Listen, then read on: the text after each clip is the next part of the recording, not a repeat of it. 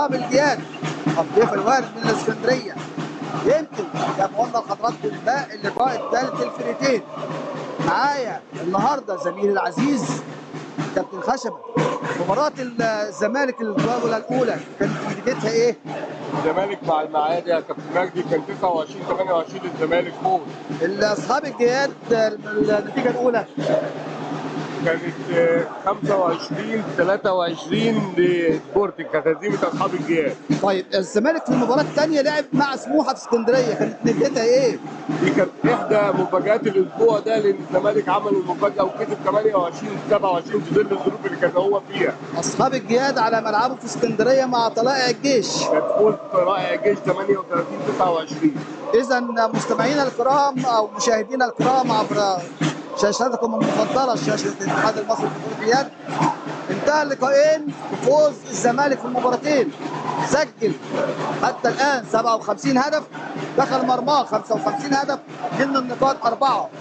اما اصحاب الجهاد يدخل المباراتين بهزيمتين متتاليين زي ما عرفنا من سبورتنج ومن طلائع الجيش. سجل 52 هدف، دخل مرماه 63 هدف، ليس له اي نقاط. مشاهدينا الكرام، مشاهدي صفحه قناه الاتحاد المصري لكره اليد، معاكم هنبدا باذن الله لقاء الزمالك واصحاب الجياد.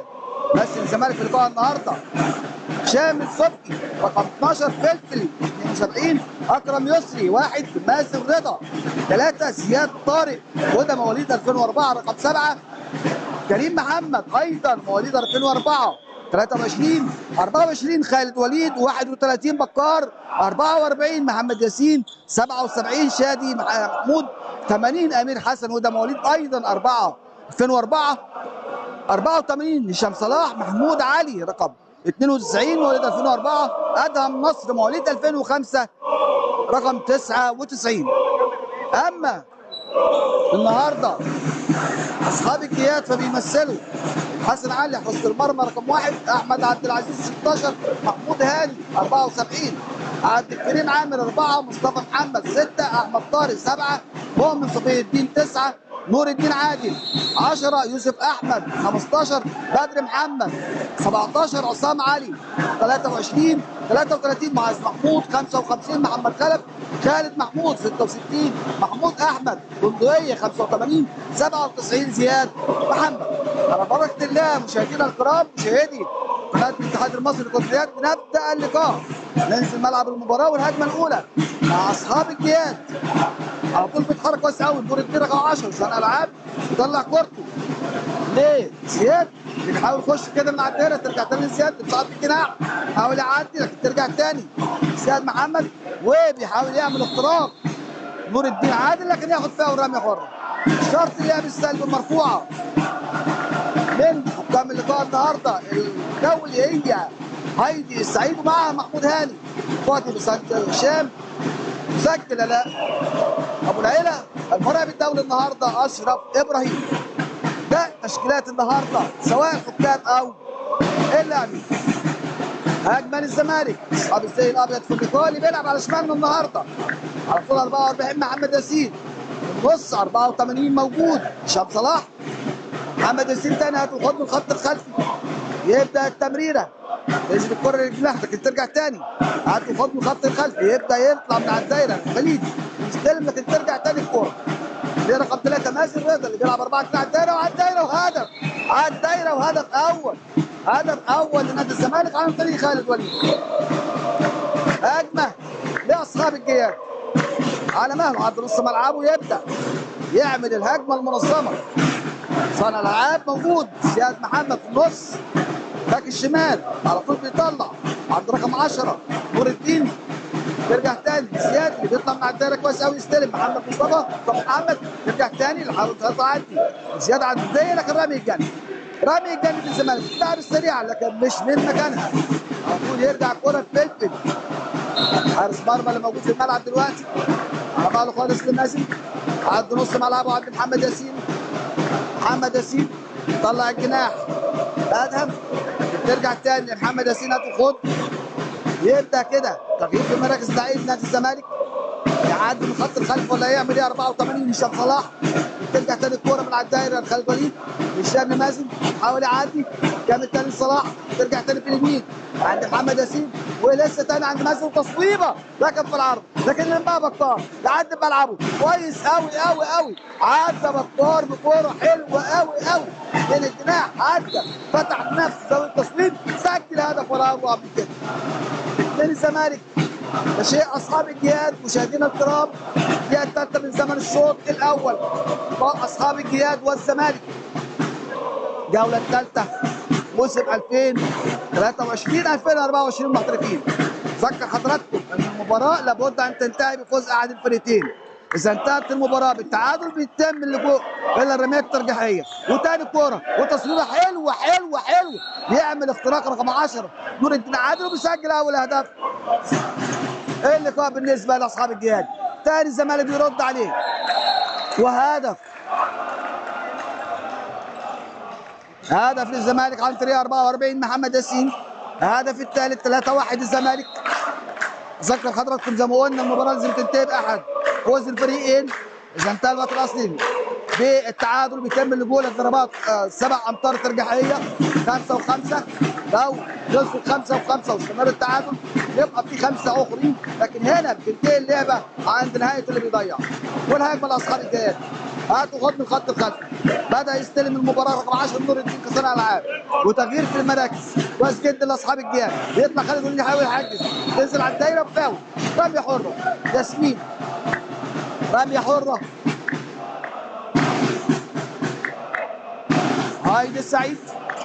كان الدوري النهارده في اللقاء طبعا بنتمنى الشفاء لتوأمها ياسمين السعيد. وهجمه ثانيه لكن على طول بيلمها حارس المرمى، لكن ترجع تاني لاصحاب الجهاد، بيعمل اختراق ويسجل هدف. اختراق ويسجل هدف.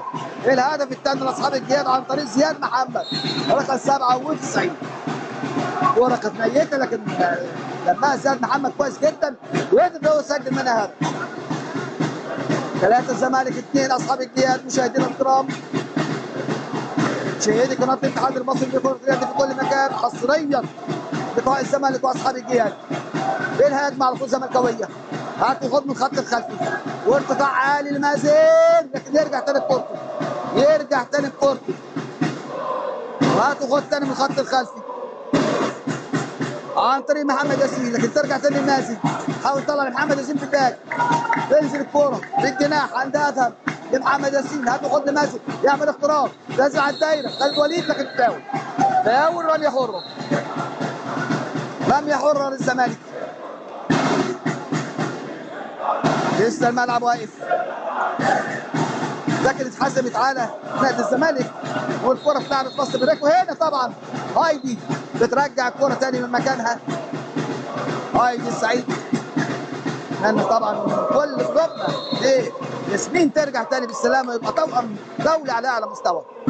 الهجمه لاصحاب الجهاد، نور الدين على طول طلع كورته عند محمد زياد، زياد هاتوا خط توصل الكوره في الفلاك اليمين عند محمود احمد بندقيه، بترجع تاني الخط الخلفي يتحرك كثيرا، يطلع من عدال السلم كويس قوي رقم 6 مصطفى لرقم 10 يرجع تاني لبندقيه لتاني يرتقى عالي وفاول عكسي. مظبوط، فاول عكسي اتلعب استلام جد لبكار، هو جول هو جول، ويسجل بكار، يسجل بكار هدف. الهدف الرابع للزمالك. 4 الزمالك 6 2 اصحاب الجهاد. الدقيقه 6 من زمن الشوط الاول. هجمه لاصحاب الجهاد، نور الدين يبدا كده يتحرك بحركه زياد في النص 97 زياد، باك الشمال نور الدين تاني يدور على بندقيه، لكن يطلع من على الدائره يستلم كويس قوي، توصل زياد تصويبه، لكن فين يشيلها؟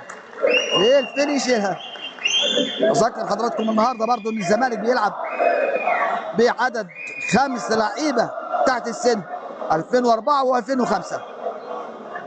تاني الهجمه لاصحاب الجهاد والتمريرات كويسه قوي من الخط الخلفي، نور الدين يبدا توصل الكوره بندقيه يحاول يعدي لكن ياخد فاول، والله مشي الكوره على طول، وهي هجمه حلوه قوي من الجناح رقم 15 يوسف احمد، لكن على طول معاها فلفل يمنع هدف اكيد فلفل. تبقى الهجمه المرتده لنادي الزمالك على طول مازن يعدي بكورته، طلع كرة حلوة حلوة حلوة، كرة سريعة جدا بين مازن، بياخد كورته كويس قوي، بيوصلها على طول عند هشام صلاح اللي بيخش ويسجل هدف.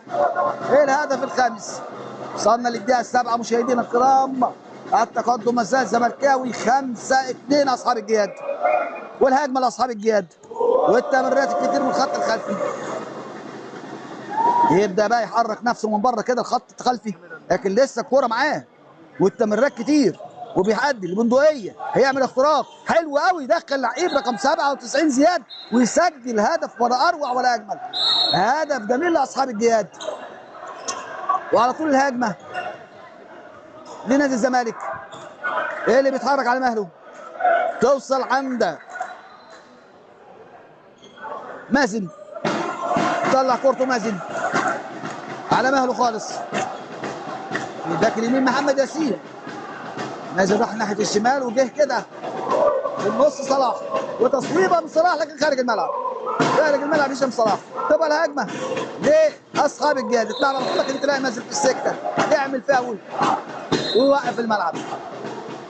هجمه زي اصحاب الجياد لسه، والتمريرات من الخط الخلفي كتير، يحاولوا كده يدخلوا في الباك اليمين رقم 10 اعتقد هو اللي بيعدي نور الدين اللي معاه الكوره، لكن لسه الكوره تاني هاتوا خدوا الخط الخلفي، والتمريرات كتير، يحاول ياخد كوره يعدي لكن ساعد على الدايره 4 خطوات مظبوط، اتلعبت فاول. فلفل لمازن عدى نص الملعب، ياسين حاول يشوط تصويبه حلوه حلوه، لكن والله حارس المرمى معاها والمرتده السريعه، لكن مازن يقطع الكوره، مازن يقطع الكوره. تبقى الهجمه موجوده لاصحاب الجهاد ما زالت. حسن علي شال كون اكيد لنادي الزمالك، طب فرق الهدفين حتى الان الدقيقه 9، لسه الكوره على مهل 97 زياد، يطلع من على الدايره يستلم مصطفى محمد، ترجع الكوره هتاخد من الخط الخلفي، لسه الكوره تمريرات كتير اصحاب الجياد رقم 10 بيعمل ارتقاء عالي ويشوط، لكن على طول معاه فلفل والمرتده ولما ادفع نادي اصحاب الجياد، لكن ما زالت الهجمه للزمالك. صلاح يعدي صلاح ويسجل، صلاح هشام صلاح يعدي ويسجل هدف، يعدي ويسجل هدف، ولسه الكوره برضه هنحاول كده نتابع مع زميلنا خشبه ونتابع معاه كده اللقاء جاي معاه كده ونشوف. دلوقتي احنا في الدقيقة 10 والكورة مع أصحاب الجياد. طبعا لازم نعرف ان أصحاب الجياد دي خريجة مدرسة اسكندرية، أحد معاقل وعواصم كرة اليد المصرية. كرة مع بندقية أحد نجوم الكرة الشاطئية، لكن داس على الخط فلفل اداها لهشام داوود لاعب منتخب 2002 شباب لأدهم مواليد 2004. اللاعب ده بيشوفوا له اللي هو خليفة الأحمر في نادي الزمالك. النتيجة دلوقتي 7-3. بيبنوا هجمة فرقة أصحاب الجياد، الكرة مع بندقية يديها لنور رقم 10، بيحاولوا يعملوا تكتيك. كرة مع نور رقم 10 لمحمد لبندقية، لاعب وكابتن التيم، هو أحد نجوم منتخب الشاطئية. بندقية بينزل على الدايرة ورمية من ال7 متر.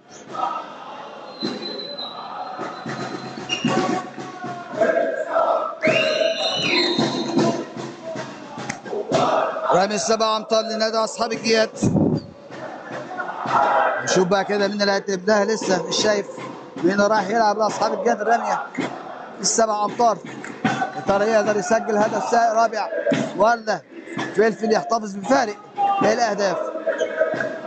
هنشوف بندقية هيعمل ايه. مواجهه مع فلفل، بندقية وفلفل، بندقية وفلفل لسه، واشاره اللعب وبره الملعب، بره الملعب، رمية مرمى زملكاويه. يبدا على طول بقى كده تاني، فلفل يبدا لمازن، عدى نص ملعبه على مهله، لسه الهجمه زملكاويه، هات وخد من الخط الخلفي، مازن يبدا يطلع كورته لياسين لهشام. ياسين تاني ترجع لصلاح تاني. هشام صلاح بكار يجري من على الدايره يبقى 4-2 لكن يطلع كوره في الجناح عند مازن. ترجع تاني عند ادهم لياسين لصلاح تمريرات من الخط الخلفي توصل لمازن لصلاح. هيشوط ولا هيعمل ايه؟ طلع عند ياسين حاول يعمل كده تحجيز فلفل ينجح بكار في تحجيز ياسين ويخش ويسجل هدف تاني. 8 والزمالك 3. اصحاب الجياد هجمه لاصحاب الجياد اللي بيلعب على مهله. وهنا تايم اوت بيطلبوا ايه المدير الفني لاصحاب الجياد كابتن وليد السيد. طيب كابتن وليد السيد طلب تايم اوت في الدقيقه 12 و8-3 فرق 5 اهداف. يا ترى ممكن يتكلم في ايه؟ هل نعتقد مشاهدينا الكرام ان هو يتكلم في دفاعاته ولا عايز يشوف حل ليه الهجمات بتاعته اللي بتقف عند خط 6 امتار ولا هيحاول يزود عدد في الهجوم؟ ده اكيد هو اللي هيعمله الله اعلم. احنا هنا بنذيع لكن الملعب شيء ثاني. ايضا هتلر هيتكلم مع فرقته. 5 فرق 5 اهداف بالنسبه لسير المباراه مش كتير. اعتقد ان هو هيزيد على الخط الخلفي بتاعه التصويبات او الفاست بريك. ده كلامنا لكن ايه اللي هيحصل في الملعب؟ مشاهدينا الكرام ننزل ملعب المباراه ونتابع ونشوف ايه اللي اتقال في الوقت المستقطع، ايه اللي هيتنفذ. ننزل لملعب المباراه ونتابع. الهجمه لاصحاب الجياد على مهله رقم 6 يبدا مصطفى محمد. هاتوا خد من الخط الخلفي توصل لرقم 10 نور الدين. تحركات كويسه قوي على الدايره توصل ل6 مصطفى محمد وترجع تاني بره عند زياد. ده 10 نور الدين لبندقيه ساعات على الدايره ولا هيعمل ايه؟ كوره بدون عنوان يوصل والله للجناح. حلوه حلوه حلوه وصلت للجناح والله. يوسف احمد رقم 15 قادر انه يخش يسجل هدف رابع لنادي اصحاب الجياد. يبقى نتيجه 4 اصحاب الجياد 8 الزمالك. جاء 13 من زمن الشوط الاول. مشاهدينا الكرام مشاهدي قناه الاتحاد المصري لكره اليد حصريا لقاء الزمالك واصحاب الجياد. لسه الهجمه زملكاويه على ماله خالص. هاتوا خد من الخط الخلفي ياسين هشام صلاح. هاتوا خد يوصل لياسين لمازن. هاتوا خد تاني مازن يبقى في النص. ياسين يستلم طلع لصلاح لمازن. تصويبه لمازن لكن يشيلها على طول حسن محمد. يشيلها على طول حسن محمد. تبقى الهجمه لاصحاب الجياد. على مهله يبدا كورته. هاتوا خد تاني من الخط الخلفي لنور الدين.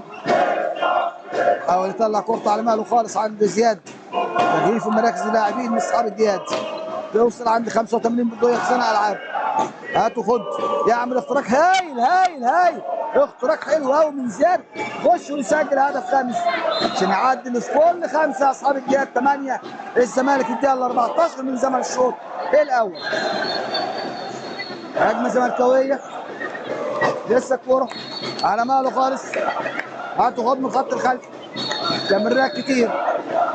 هنا بيطالب المدير الفني اتحاد ليه اصحاب الجهاد بشرط اللعب السلبي. ياسين يستلم لمازن. ياسين هيعدي لصلاح لمازن. تاني هاتوا خد من الخط الخلفي. توصل عند ياسين الغار مكانه. حاول يشوط لكن فاول عكسي. فاول عكسي. تبقى الهجمه لاصحاب الجهاد. اتلعب السريعه لكن هطحها مازن تاني. تبقى الهجمه زملكاويه. طحها مازن من فاست بريك معمول كويس قوي لنادي اصحاب الجهاد. لسه الهجمه زملكاويه على مهل ياسين. لا ادهم لياسين لصلاح لمازن. هاتوا خد من خط الخلفي تاني. يبدا خالد وليد يطلع بره الدايره عشان يستلم. خالد وليد يستلم ويطلع لياسين لمازن وبيحاول يشوط وتصويبه لكن في العارضه وبره. رميه مرمى اصحاب الجهاد اتلعبت على طول لحسن علي. طلع كورته سريعه عدى نص الملعب. زياد لبندقيه لزياد، هات وخد من الخط الخلفي، يحاول يعمل اختراق كده وسقط على الدايره، حلوه قوي قوي، سقط على الدايره ليه؟ مصطفى محمد رقم 6 بيخش ويسجل هدف عشان يقرب السكور لفارق هدفين. اول مره يوصل السكور لفارق هدفين، عشان كده على طول كابتن احمد رمضان هتلر مدير فني نادي الزمالك طلب وقت مستقطع بعد ما كان فايز الفرق 5 اهداف. التايم اوت اللي خده اصحاب الجهاد اعتقد ان هو استفاد بيه لانه وصل بالسكور وعدله فرق 3 اهداف في الدقيقه 16 من زمن الشوط الاول. اما نادي الزمالك كان طبعا بالنسبه له الفارق 5 اهداف لما يوصل لهدفين، اذا في هنا قصور يا اما في الهجوم يا اما في الدفاع. ده اللي هنعرفه بعد الوقت المستقطع اللي خده الكابتن احمد رمضان يخلص. لكن الملعب بيقول حاجات كتير، بيقول موجود، الصاله مليانه، بيقول ان طبعا جو الحر يا كابتن خشبه خلينا مش عارفين نشتغل، احنا كلنا بننزل ميه وعرق، فاعذرونا مشاهدينا الكرام ان احنا بنتكلم بالطريقه دي. كابتن خشبه ممكن مع بعضينا كده برضه توصف كام هجمه لنادي الزمالك؟ بس اول حاجه قلناها كابتن مجدي، فعلا ملاحظتك ان التايم اوت اللي خده المدير الفني لنادي اصحاب الجياد عمل فعاليه هجوميه وخلى تقلص الفرق من 5 اجوال لجونين. انا شايف ان الكابتن هتلر هيبتدي في التايم اوت ده يقول لهم اللي فيه زي ضعف دفاعي. هنشوف اهو هو دلوقتي بيبتدي استنطره مازن، رمية ارسال مازن اداها محمد ياسين لادهم، بيحاولوا يشوفوا تكتيك يعملوه كده. كرة مع بكار، احسن وينج ليفت في البطولة العربية محمد ياسين لمازن، بيحاول يعمل فنت محمد ياسين، مازن بيشوط من تحت لكن رمية ادهم لمحمد ياسين لمازن، بيحاول اخترق فعلا. لسه الهجمه مستمره،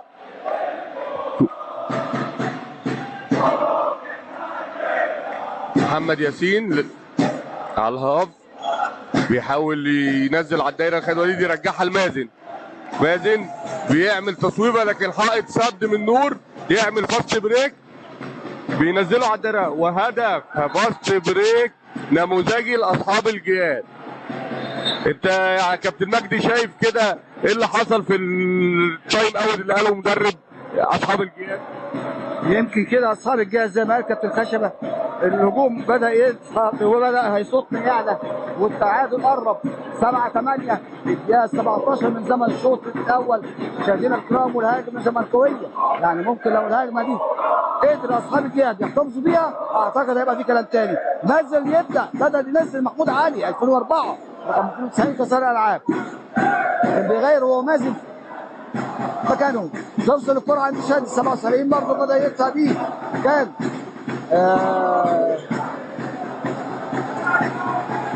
مكان وليد، لكن لسه الكرة وانتهت الهجمة والهجمة لاصحاب الجهاد. هل ينجح اصحاب الجهاد في التعادل؟ ده اللي هنشوفه مع بعضينا مشاهدين الكرام مشاهدي قناة الاتحاد المصري لكرة اليد. الهجمة لاصحاب الجهاد على طول 10 يبدا نور الدين لزياد او يعمل اختراق ياخد فاول، اختراق ياخد فاول، بيطلع على طول رقم 6 مصطفى محمد يلعب ل10 نور الدين عادل لبندقيه باك اليمين، هاتوا خد مع نور زياد تاني، هاتوا خد اتفقوا على اللعبه يعملوها اكيد. لسه الكوره مع اصحاب الجهاد توصل لزياد ده عايز دايره سقط لكن اللي بقى دفاع الزمالك تبقى الهجمه المرتده لبكار. اهو جول اهو جول وسجل بكار ويسجل بكار ويسجل بكار هدف التاسع. 9 الزمالك 7 اصحاب الجهاد. في اعتراض كده على طول من المدير الفني لاصحاب الجهاد، لكن والله انا شايف كابتن اشرف ابراهيم او اشرف عوض زي ما احنا عارفين باسمه بيحاول يعدل الفريقين وبياكد عليه ان سير المباراه مش كويس جدا. والهجمه لاصحاب الجهاد، هاتوا خد من الخط الخلفي، تمريرات كتير، لسه بندقيه يستلم واختراق وهدف، اختراق وهدف ثاني. 8 اصحاب الجهاد 9 الزمالك. هجمه زملكاويه، شادي على الدايره يبدا يتحرك مع ادهم لسه الكوره زي ما هو، لسه تاني هات وخد تاني من خط الخلفي. تمريرات كتير قوي يعملها نادي الزمالك، بتوصل الكوره على طول والتصويبه لكن تيجي في الدفاع ورامي الجانب كان داخل محمود علي مواليد 2004 محمود، لكن بياخد رامي الجانب بتاع محمود ياسين. هات وخد من خط الخلفي محمود علي تاني لسه كوره مع ياسين، حاول يعدي يعمل اختراق، توصل الكوره عند ادهم مواليد 2005 توصل لمازن محمود علي يعمل اختراق هايل لكن فاول رميه حره لنادي الزمالك وشرط اللعب السلبي مرفوعه من ياسمين السعيد. هايدي السعيد معلش الاثنين توأم طبعا، اتمنى الشفاء العاجل لياسمين. شرط اللعب السلبي لسه مازن على التنفيذ، انا شايف والله شادي مازن هيصوب لكن طلع ياسين اللي بيصوب لكن خارج الملعب، يشيلها لحسن محمد، تبقى رمية مرمى لاصحاب الجياد. اتلعبت على طول الكوره على مهله، عدى نص ملعبه. هل يستطيع اصحاب الجياد التعادل في الدقيقه 21 ولا الزمالك ليه راي ثاني؟ الهجمه لاصحاب الجياد على طول، هات وخد من الخط الخلفي، توصل لبندقيه اللي بدا يلعب كصانع العاب، طلع كورته عنده نور الدين عادل لبندقيه، هات وخد من الخط الخلفي، يطلع يستلم من الجناح كويس قوي، ينزل على الدايره 4-2 يلعب اصحاب الجياد 4-2 صعد على الدايره لكن الدفاع معاه مصطفى محمد رقم 6 حاول يلف على الدايره لكن ما قدرش. يرجع الهجمه ثاني بندقيه بزياد، هات وخد بندقيه بزياد ببندقيه، شرط اللعب السلبي مرفوعه، حاول يعدي التصويبه لكن تيجي في دفاع نادي الزمالك تبقى رمية مرمى. فلفل على التنفيذ لمازن، عدى نص ملعبه سريع جدا، عدى كمل لبكار وجول الهدف العاشر للزمالك، 10 الزمالك 8 اصحاب الجياد. مشاهدينا الكرام الدقيقه 22 من زمن الشوط الاول، حصريا قناه الاتحاد المصري لكره اليد. اصحاب الجياد والزمالك الجوله الثالثه منافسات دوري المحترفين 2023 2024. الهجمه لاصحاب الجياد، بندقيه هات وخد الخط الخلفي اتحرك كتير، بندقيه تاني يستلم يعدي يكمل يسجل لكن هنا في ايه؟ اتحسبت ايه؟ اشوف اتحسبت رمي السبع امتار لنادي اصحاب الجياد. ترى المواجهه انه بدات تبقى مين مع مين. هل ينجح زياد محمد في مواجهه فلفل وزياد؟ شرط اللعب السلبي والمباراه شرط اللعب السلبي والمباراه لسه الكوره واقفه، لسه الملعب واقف. هجمه جزائيه زياد وفلفل ويسجل زياد الهدف التاسع. 9 الزمالك 9 اصحاب الجياد 10 الزمالك. الدقيقه 23 من زمن الشوط الاول. الهجمه مع الزمالك على مهل تمريرات العرض، ثاني يحاول هاتوا خط الخط الخلفي، لسه تمريرات نادي الزمالك 4 على الدايره يبدا لكن الكره بتطلع عنوان رمي جانب لنادي الزمالك. كابتن خشبه الملعب حلو، ننقل لمستمعينا كده ومشاهدينا بعض الهجمات. الكره مع محمود علي لاعب 2004 وتصويبه في العارضه ترد لشادي على الدايره، جول. هدف رقم 11 للزمالك. انا شايف ان المباراه الزمالك ما كانش متوقع ان اصحاب الجياد هيكون في النديه دي. كره مع نور بينزل بندقية اللي قام من ساعة ما قام بدور صانع الألعاب وحصل فرق في وصول النتيجة لفرق هدفين. بندقية أحد لاعبي منتخب الشاطئية بيحاول يخترق في دفاع من هشام صلاح لاعب منتخب 2002 واحد نجوم الزمالك في الدوري السنه دي. بندقية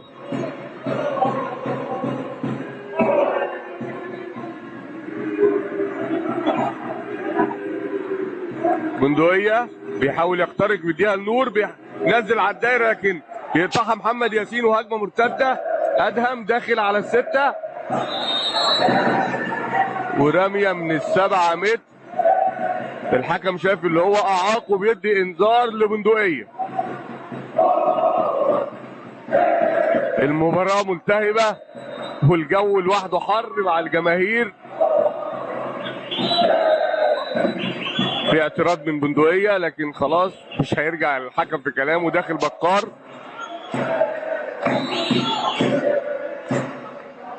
بكل سهولة بيحط الهدف رقم 12. النتيجة الوقت 12-9 والدقيقة 25 من الشوط الأول. كابتن مجدي حضرتك كمل وشوف كده لأن أنا حاسس إن الشوط الأولاني هيبقى فيه مفاجأة. نرجع للقاء الثاني. هجمة لأصحاب الجهات على ماله خالص. بندقية نور الدين لبندقية هتاخد من الخط الخلفي. لسه تمريرات حاول يعدي لكن ياخد فاول تاني أصحاب الجهات. يرجع لبندقية حاول يعمل اختراق ساعد على الدائرة لكن مقطوع من دفاع الزمالك. والكرة سريعة جدا وهو جول شادي ويسجل شادي الهدف ال 13 الزمالك 9 اصحاب الجهات. دقيقة 26 من زمن الشوط الأول.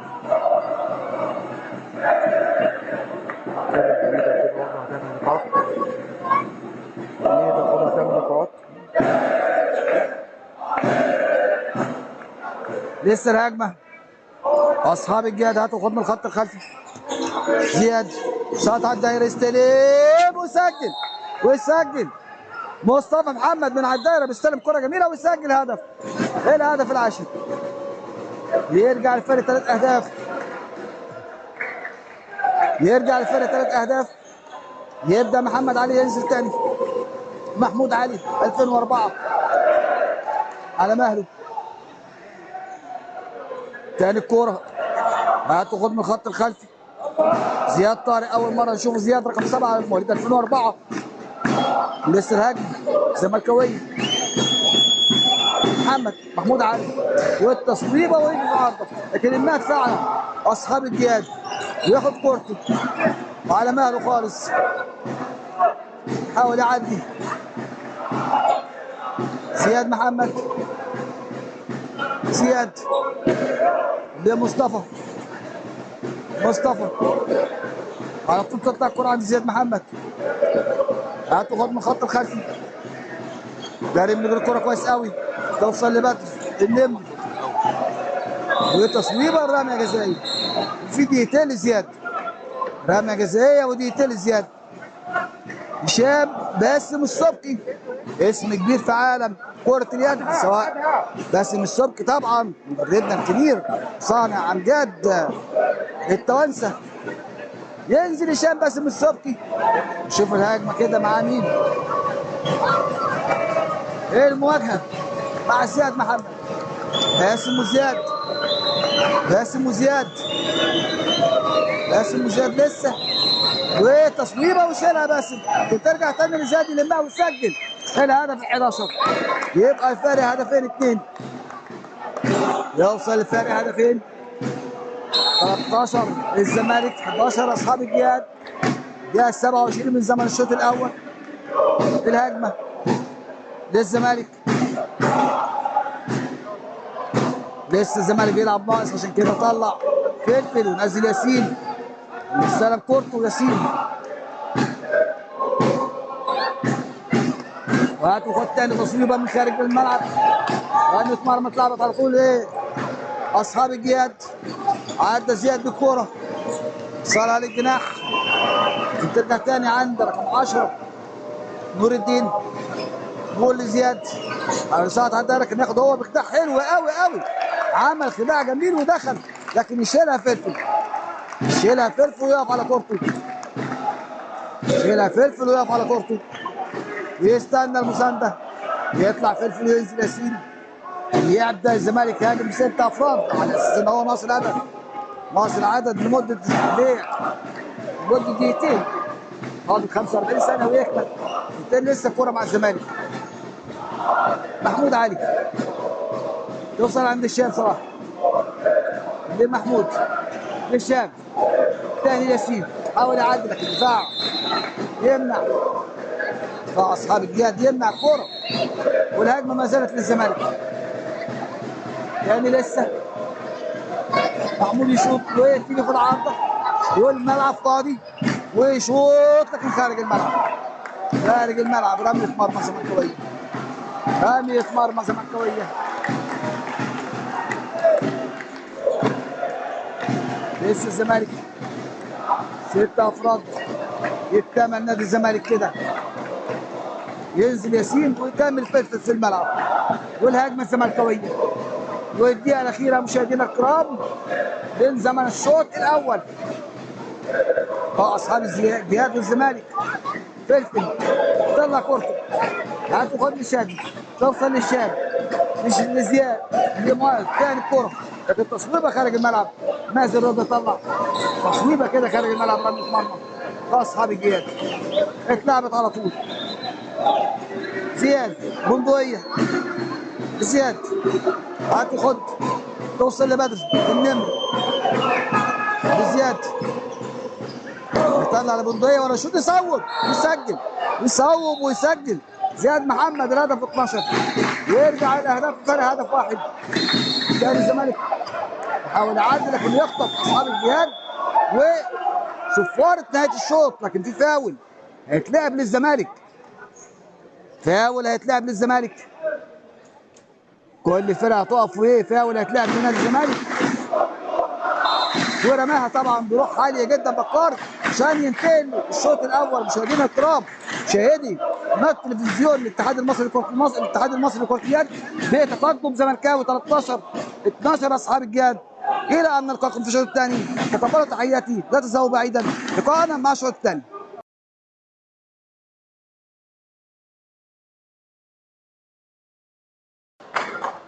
بسم الله الرحمن الرحيم. مشاهدينا الكرام، مشاهدي قناه الاتحاد المصري لكره اليد، مره ثانيه سعدنا ان اكون معكم. لقاء الزمالك واصحاب الجهاد، لقاء الشوط الاول بتقدم الزمالك 13-12. يمكن ما بيتابعش معانا الشوط الاول اقول له ان المباراه ماشيه سريعه جدا من الطرفين، مين فيهم يكسب الله اعلم، لكن المباراه في الملعب بين اصحاب الجهاد والزمالك، الجوله الثالثه للمحترفين موسم 2024-2023. الهجمه الزملكاويه بدأ سريع جدا لكن مقطوعه من اصحاب الجهاد، هجمه سريعه عدى على طول، يحاول يعدي نور الدين لكن يقف على كورته ويستنى، كانت الهجمه مرتده سريعه لكن يقف على كورته ويستنى على ماله خالص. بدأ يدفع كده زي ما شايفين برقم 66 خالد محمود لبندقيه، برضه زياد في النص، نور الدين عادل لبندقيه، هتاخد مع نور الدين صفاره، هنشوف ايه اللي حصل. يمكن في كوره في الملعب كده تطلع بره، مظبوط كده، كوره في الملعب، لكن هايدي سعيد حكم اللقاء النهارده هي محمود هاني فاضل سنه الشام، مسجل على ابو العلا ورقم الدولي كابتن اشرف عوض. والهجمه لاصحاب الجهاد، هتاخد من خط الخلفي، توصل لبندقيه، طلع كوره عند نور الدين، نور هتاخد تاني لبندقيه، هو يعمل اختراق لكن عدى الباك الشمال لكن خارج الملعب، رمي الجهاد والله حصلت رمية مرمى، رمية مرمى زملكاويه. يبدا سريع جدا هشام صلاح، سريع على الدائره الشادي، يسجل الشادي على الدائره سريعه جدا الشادي اللي يخش ويسجل هدف ال 14 12. الدقيقه الثانيه من زمن الشوط الثاني، الزمالك واصحاب الجهاد. فعاليات الجوله الثالثه دوري المحترفين موسم 2023 2024. اجمل اصحاب الجهاد بدري او النمر زي ما عندي يقول لنا قبل اللقاء قال لسه مين النمر يا كابتن؟ مش بدري محمد، لكن لسه الكوره يطلع كوره مصطفى محمد توصل تاني للنمر، حاول يعدي ياخد بالبويه، البويه يكمل بعد دايره توصل الجناح، حاول يخش ويسجل من الجناح، حلوه قوي قوي يوسف مع احمد يخش من الجناح ويسجل الهدف 13 لاصحاب الجهاد. 13-14 الدقيقه الثالثه من زمن الشوط الثاني. مشاهدينا الكرام لقاء الزمالك واصحاب الجهاد، استمرنا ان يكون معانا النهارده كابتن احمد خشبه معلقا ايضا على اللقاء. كابتن احمد هجمتين ثلاثه في المباراه، اتفضل. شكرا كابتن مجدي. دلوقتي هجمه لفرقه اصحاب الجهاد، الكره مع بندقيه لا الكره مع الزمالك. هشام لمازن صانع الالعاب، محمد ياسين بيدي لهشام يحاول يشوط يحاول يخترق، ترجع لكريم لاعب 2004 واحد نجوم منتخب 2004 للناشئين، وجون حطه هشام تصويبه. النتيجه بقت 15-13 بدايه الشوط الثاني الدقيقه 3. في حاله تسرع كده عند نادي الزمالك ان هم عايزين يخلصوا الماتش بدري بدري. كرة مع بدر الشهير بالنمر لاعب اصحاب الجهاد بدر محمد لزياد لبدر بيحاول يعمل جملة. بدر داخل على الدايرة ويشوط وفنت حلو، وبقت النتيجة 15-14. وهل هتفضل المباراة كده فرق هدف؟ خلينا نشوف. كابتن هتلر نزل كريم لاعب منتخب 2004 اللي حاصل على رابع العالم، خلاه يلعب وينج رايت. مازن صانع الالعاب لمحمد ياسين بيحاول يعملوا جمله، مازن بيشوط يديها لكريم، كريم لمحمد ياسين، بيلعبوا 6-0 ومقفلين اصحاب الجهاد، وبيشوط مازن. والحكام عملت زي ما علمنا كروان التعليق كابتن خالد اذانا ببدء اللعب السلبي. الحكام رفعوا ان الزمالك دخل في اللعب السلبي. هشام صلاح لمازن لكابتن بقار حاول يحطها طلعت بره، ونتيجه 15-14. تفتكر الماتش هيفضل كده يا كابتن مجدي؟ جون هنا وجون هنا، والهجمه السريعه طبعا لاصحاب الجهاد ترى ينجح في التعادل ولا هيكون الزمالك راي ثاني؟ هجمه على طول لجد النمر البندقيه، النمر هتاخد لسه الكوره تاني يوصل عندك 97 زياد يطلع من الجناح. يوسف احمد بيلعب يرجع تاني البندقيه، عدى جسمه كويس قوي لكن خد فاول البندقيه.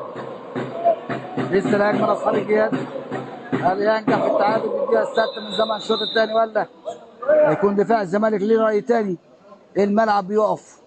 عايد السعيد طبعا سلامه اللاعبين اهم حاجه، لازم تاكد من سلامه الملعب.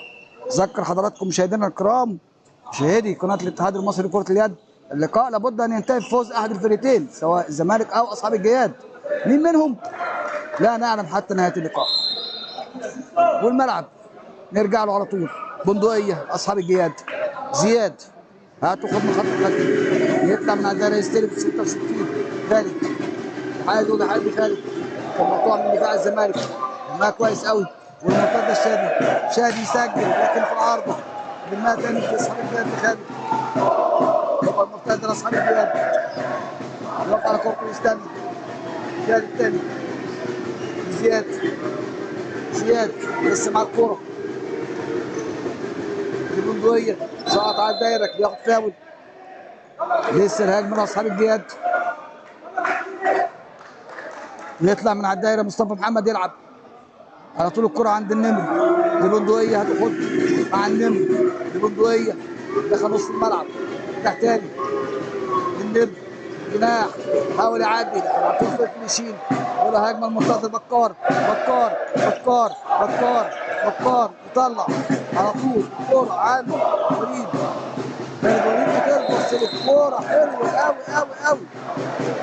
ليه؟ محمد ياسين اللي بيخش ويسجل هدف لل 16. 16 الزمالك 14 اصحاب الجهاد. الدقيقة 7 من زمن الشوط الثاني. قائد الجولة الثالثة دوري المحترفين 2023 2024. الهجمة مع اصحاب الجهاد.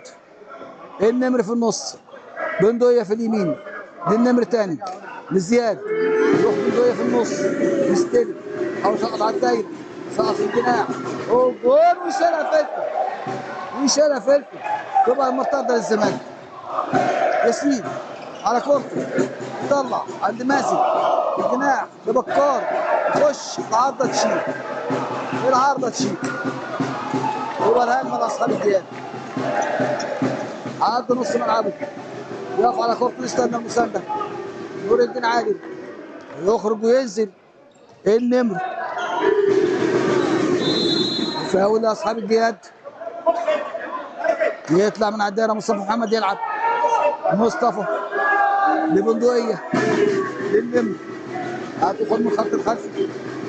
المراك كتير يوصل لبندقيه مصطفى محمد من على الدايره توصل تاني للنمر يعمل اضطراب رجعت له بندقيه للنمر يحاول يعدي دفاع الزمالك. بندقيه شد بيها بالسلم ابدا بندقيه كده ياخد دفاع معاه لكن صفاره وفاول رميه حره. صفاره وفاول رميه حره لنادي الزمالك لنادي اصحاب الجهاد. اشاره اللعب السلبي مرفوعه. اشاره اللعب السلبي. الهجمه لسه مع اصحاب الجهاد. نور الدين تعادل البندقيه وطلقه لكن خارج الملعب. اتلعبت الكره على طول لفلفل اللي بيلعبها لبكار. جول جول ويسجل بكار ويسجل بكار. ايه الهدف 17 الزمالك 14 اصحاب الجهاد. يبدا الفريق الثاني يعلى بعد ما كان انتقاد انه ايه اصحاب الجهاد كانوا بيحاولوا ان هم يلعبوا يسجلوا التعادل لكن ما قدرش في الملعب مع اصحاب الجهاد. الهجمه لسه على مهدي هتاخد من خط الخلف. بندقيه مع النمر تاني توصل لخالد محمود للنمر. النمر على مهدي طلع لزياد في الشمال. النمر تاني في النص. تمريرات كتيره من خط الخلف لكن اختراقات صعوبات ما شفناش. يطلع من على الدايره يستلم مصطفى محمد يوصل للبندقيه زياد حاول يعمل اختراق سقط على الدايره يسجل من على الدايره مصطفى محمد. مصطفى محمد يسجل مع الدايره الهدف 15 17. الدقيقه 10 من زمن الشوط الثاني. مشاهدينا الكرام الزمالك واصحاب الجهاد. لسه الهجمه زملكاويه على طول. هشام صلاح لمازن ينزل كده.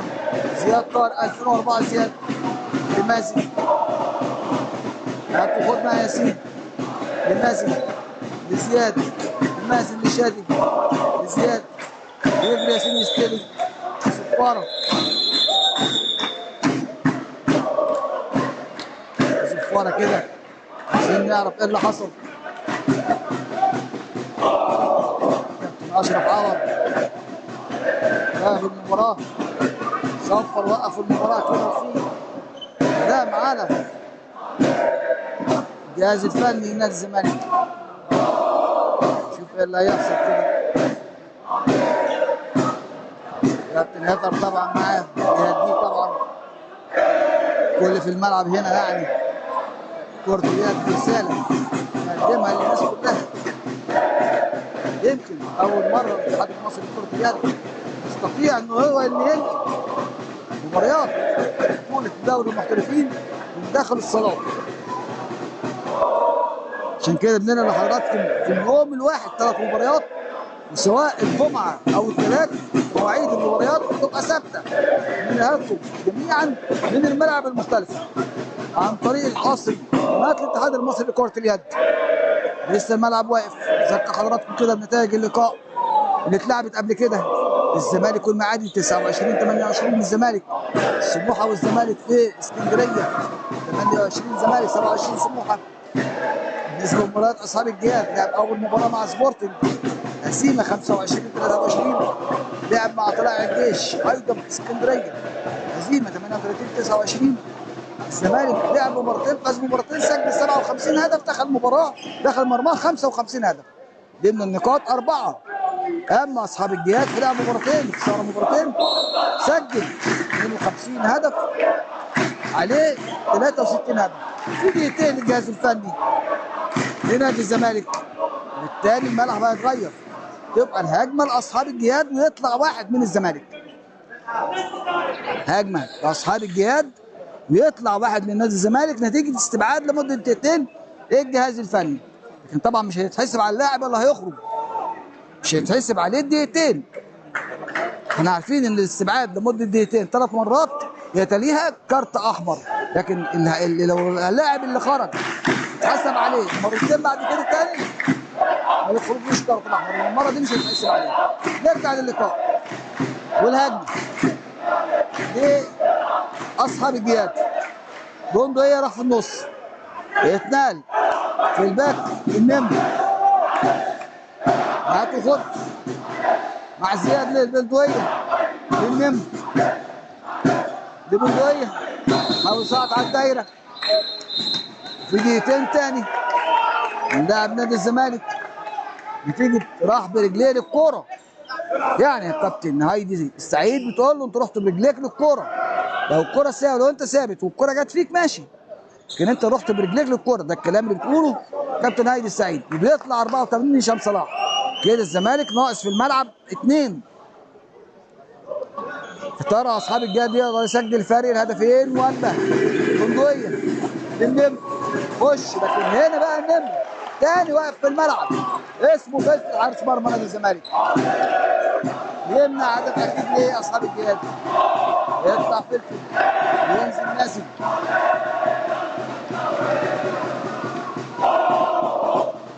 في السعاده دي.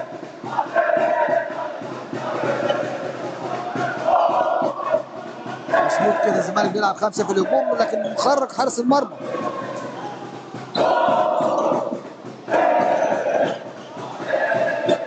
وتصويبه ولكن خارج الملعب.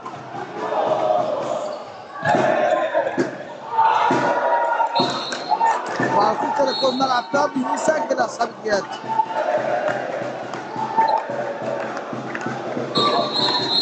يسجل اصحاب الجهاد والهدف 16. كان الزمالك يلعب 5 افراد لكن لسه فيه وقف الملعب طبعا هايدي السعيد على اساس ان الكوره لازم السيطره من مكانها. الملعب واقف والهجمه للزمالك اللي بيلعب 5 افراد على ماله خالص. حاول يستهلك الوقت. زياد طارق لمازن زياد لمازن وزياد حاول يعدي ساعد الكرة عند بكار. زياد لمازن في الجناح حاول يعدي لكن الطرف الثاني لمازن يعمل خداع يقابله دفاع. اصحاب الجهاد ياخد فاول. شرط اللعب السلبي. شرط اللعب السلبي. بكار على التنفيذ.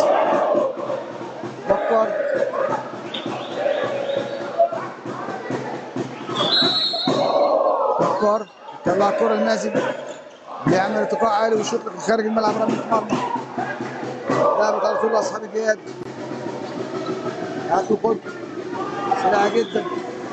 النمر البندقية اللي بيحاول يخش ويسجل لكن ياخد رمية جزائية لاصحاب الجهاد. رمية جزائية لاصحاب الجهاد. هل ينجح في التعزيز وتسجيل هدف التعادل ولا فلفل لرأي تاني؟ المواجهة مع نور الدين عادل. نور الدين وفلفل. نور الدين وفلفل ويسجل نور الدين هدف التعادل. التعادل اول مره في اللقاء، اول تعادل في اللقاء. الدقيقه 13 من زمن الشوط الثاني. 13 دقيقه اول مره يتعادل فيها اصحاب الجهاد. 17 17 17 17. اذكر حضراتكم برضو ان مفيش عندنا تعادلات. توصيه جايه من المدير الفني لمنتخب مصر اللجنه الفنيه، مفيش تعادلات في المباريات على المستوى المحترفين. الثلاث فرق سواء 2006 2004 الدرجه الاولى. بدا الملعب يشتد، التعادل في الملعب واكتمل الزمالك السبعه 17 17. الهجمه الزمالكاويه توصل لمازن، مازن يعدي، مازن يعدي، هات وخد، توصل على طول الكره عند زياد لمازن، بيحاول يصوب، ياخد فاول، رمي حر، رمي حر لنادي الزمالك. على التنفيذ شادي. طبعا الملعب بيقف كل شويه نتيجه تساقط العرق شديد. عايز اوصف لحضراتكم كابتن احمد خشبه، يمكن احنا قاعدين بنشر ميه، فما بالك باللعيبه داخل الصاله. ربنا يكون في عونهم. فبالتالي حضراتكم صعب جدا المباراه تتلعب بالطريقه دي. كميه الحراره اللي موجوده زائد العرق اللي بينزل من اللعيبه ده اللي بيؤدي لوقف اللقاء، لكن مفيش اكتر من كده.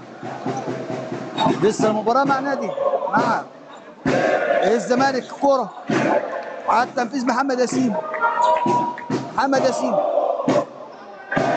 سبق الشادي على الدايره، شادي لمحمد ياسين لمازن، ياسين لمازن تاني هتاخد، توصل الكرة على طول عند زياد لمازن المدفع سبورتنج، والهجمه المرتده سريعه جدا، حاول يعدي بيقع على الكرة، توصل لبندقية، يقف يستنى مسانده، يقف يستنى المسانده، بندقية ياخد الكرة منه مصطفى محمد.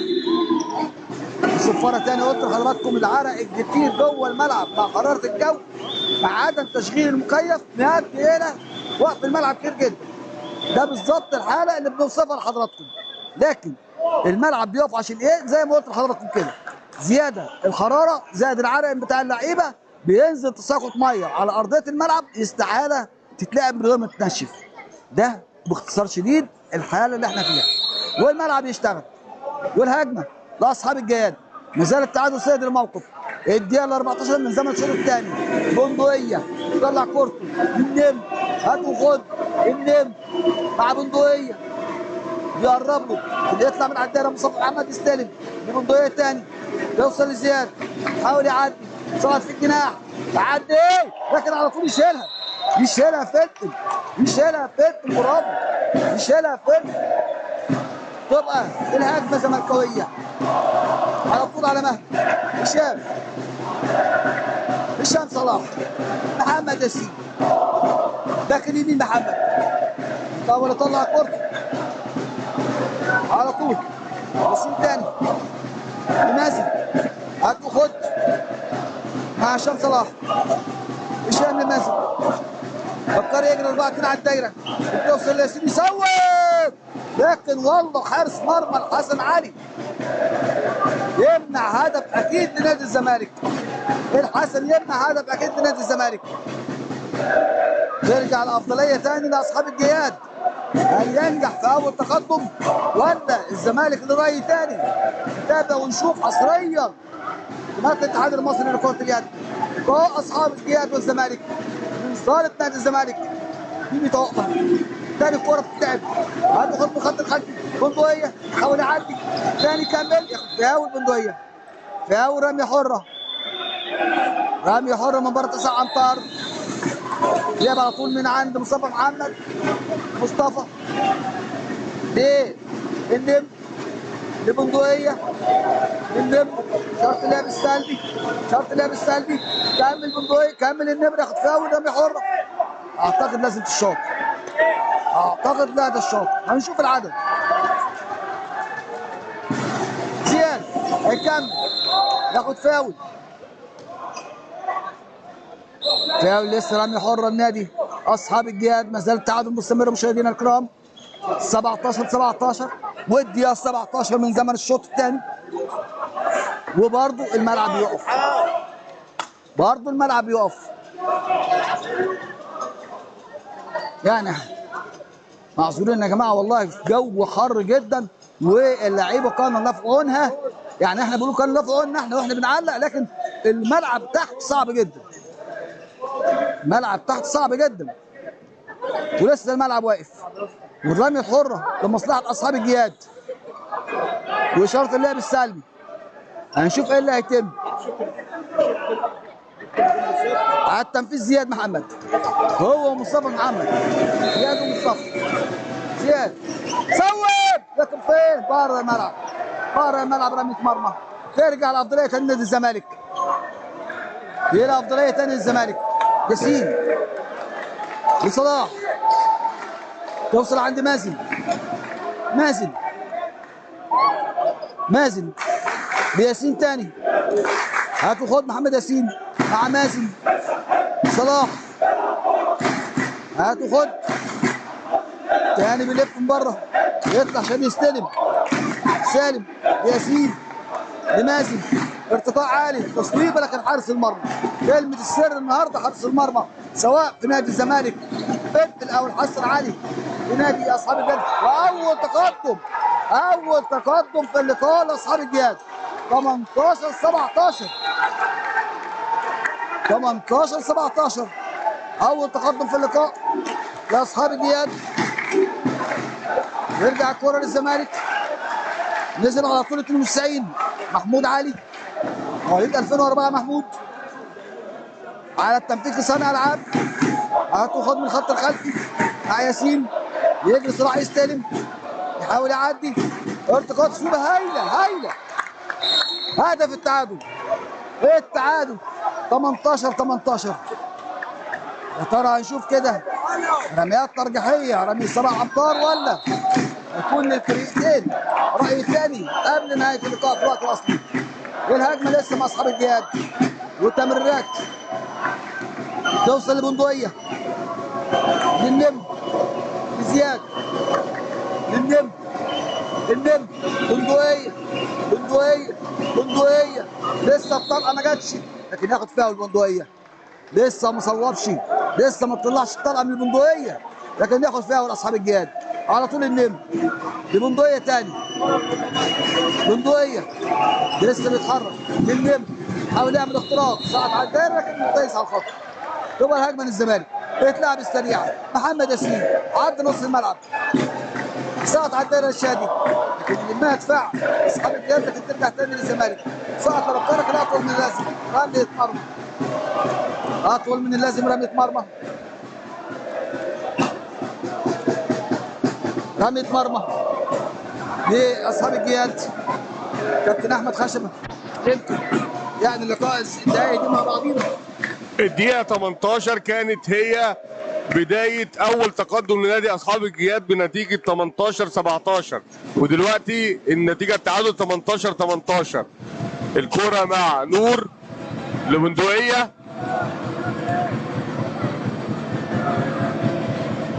زياد داخل على الدايرة لكن بيوقفه خالد إبراهيم.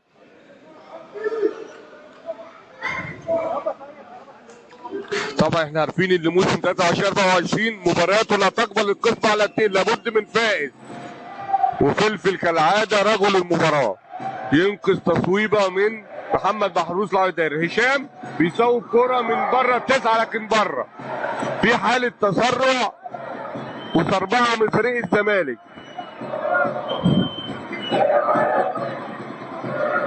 لسه بدري على التسرع ده. الكره مع بندقيه لنور الدين عادل، لاحمد طارق، لنور. جرة اصحاب الجد بيحاولوا يهدوا الملعب،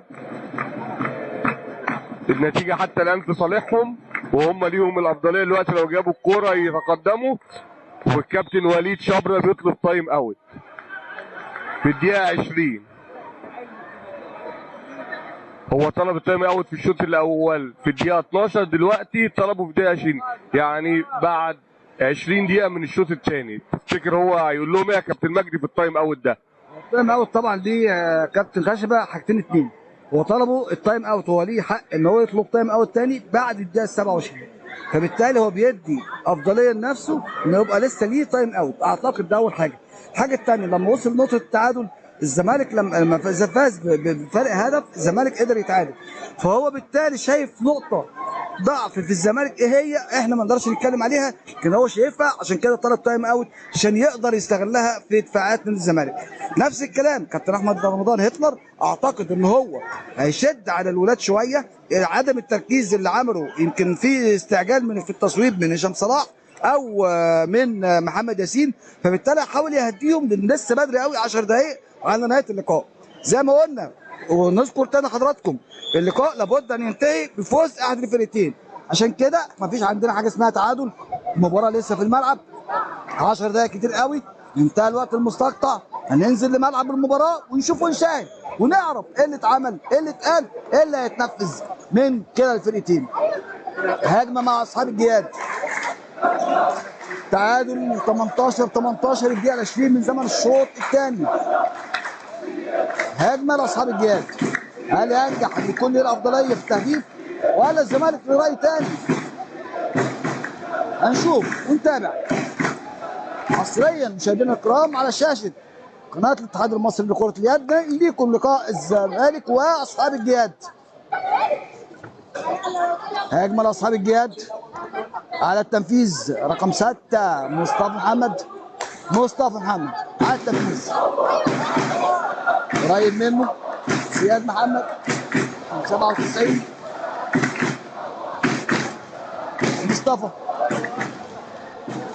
مصطفى محمد طلع كورته على طول عند زياد ببندقيه طلع كورته عند نور الدين ببندقيه تاني. مصطفى ببندقيه طلع كوره عند زياد بنور الدين اللي بيصوب بيسجل نور الدين عشان يتقدم تاني اصحاب الجياد فرق هدف.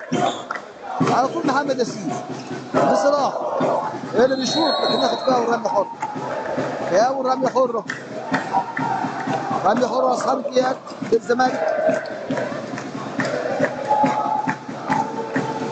وعلى طول طبعا كابتن احمد رمضان طلع هشام صلاح وطلع ايضا وليد، نزل الشهاده على الدايره ونزل محمود علي، والهجمه زملكاويه نازل لمحمود، عمل خداع حاول يعدي ياخد فيها ورمي حر زملكاويه. الشهاده على الدايره لمازن ياسين لمازن محمود علي اللي بيطلع لمازن تاني، حاول يعمل اختراق ويشوط لكن مش هنا. الحسن معلمه حارس مرمى اصحاب الجياد يمنع هدف اكيد للزمالك. على التنفيذ زي شادي لمازن لمحمود، روح ناحيه اليمين عند ياسين لكن هو اعتمد على نفسه ودخل خد فاول في عقوبه دقيقتين على اصحاب الجياد. هل ينجح الزمالك في مرحله نقص العدد ان هو يقدر يسجل هدف التعادل وهدف ثاني، ولا دفاع اصحاب الجياد هيعملوا راي ثاني؟ لسه الهجمه زملكاويه على التنفيذ، شادي محمود على التنفيذ، لسه الملعب واقف، لسه كوره زملكاويه، شادي على التنفيذ،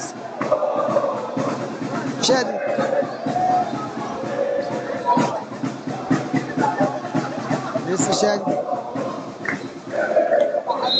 لمازن هتاخد من الخط الخلفي توصل لمحمود لمازن لياسين دخل على الدايره حلوه قوي بالجناح الدفاع. اصحاب الجياد يقفوا يستنى كورته على ماله خالص. اول بقى كده اصحاب الجياد هو يستغل الهجمه وزمن الهجمه ويلعب على مهله. بندقية توصل الكرة لخالد محمود لبندقية وشادي حاول يعدي ويشوف يسجل شادي هدف التعادل 19 شايف المدير الفني ليه اصحاب الجهاد بيقول لهم على مهلكم كابتن وليد السيد يشاور ويقول على مهلكم مفيش استعجال لكن اصحاب الجهاد لسه في الملعب على طول الكوره توصل للنمر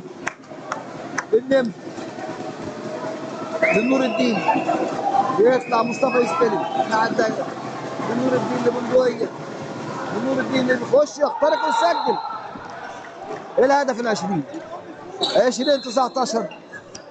الهجمه الزملكاويه اكتمل نادي الزمالك حاول يعدي محمود تاني هتاخد مع ياسين وفاول عكسي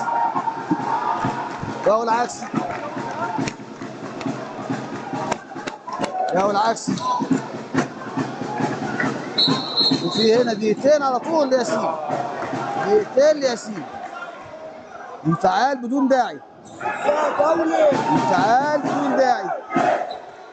دقيقتين على محمد ياسين دقيقتين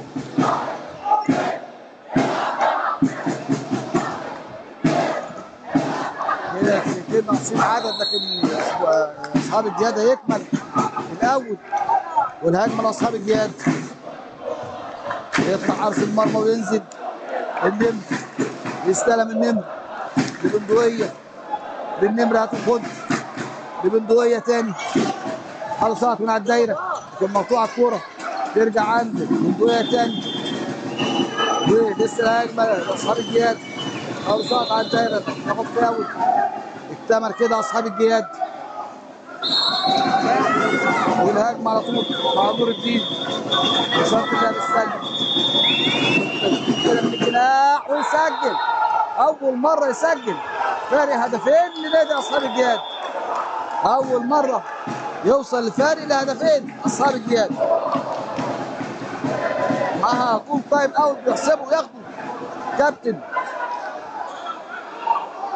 احمد رمضان هتلر يطلب وقت مستقطع الدقيقه 24 يعني معنى كده خلاص هو الراجل يعني قال لك فرق هدفين وبالتالي لازم الحق المباراه ممكن يبقى يوصل اكتر من كده اعتقد من غير تفكيره هنا اصحاب الجهاد يقدرهم حارس المرمى ما شاء الله حسن علي ما شاء الله عليه قافل الملعب كويس قوي وهو السبب الاول في تقدم اصحاب الجهاد حتى الان. طيب الهجوم يحاول ينوع اصحاب الجهاد من هجماته لكن يا ترى ايه اللي اتقال في الوقت المستقطع؟ ايه اللي قاله احمد رمضان هتلر مدرب نادي الزمالك ولا كابتن وليد السيد مدرب نادي اصحاب الجهاد؟ مشاهدينا الكرام ننزل ملعب المباراه انتهى الوقت المستقطع شوفوا نتابع ايه اللي هيحصل. اعتراضات كتير من نادي الزمالك لسه الملعب طلع حارس المرمى وهيلعب 6 في الهجوم المرمى خالي وهنا الهدف هيبقى غالي لان هيبقى الهدف 22 على طول الزمالك محمود علي في النص صلاح هشام صلاح لمازن هشام صلاح لمازن هاتوا الخط الخلفي يوصل هشام لمازن يروح محمود علي عشان يستلم محمود حاول يعمل تعديه ويعدي لكن ياخد فيها ورميه حره زملكاويه يروح شادي محمود يستلم يلعب شادي لمحمود يعمل خداع توصل لهشام صلاح لمحمود تاني المازن باك اليمين مازن لمحمود علي استلم كويس قوي لعب كورته ورميه جزائيه رمي السبع ابطال لنادي الزمالك والملعب واقف يمكن كابتن احمد بقى يوصف لنا الرميه الجزائيه ونشوف ايه اللي هيحصل. الدقيقة 25 ونادي أصحاب الجهاد متقدم بفرق هدفين وهل نشوف هل يكون ده الأسبوع الثالث أول مفاجآته إن يكون نادي أصحاب الجهاد بيحقق أول فوز بس لسه بدري. الدقيقة 25 ورمية من ال7 متر رمية جزاء داخل ليها اكرم يسري لاعب منتخبنا القومي، وبيصدها حارس المرمى ده احمد عبد العزيز. المباراة دخلت في مرحلة المطبات الصعبة لاخر 4 دقايق. كرة مع نور لزياد لبندقية، في حالة توتر غريبة في فرقة الزمالك، ربنا يكون في عونهم.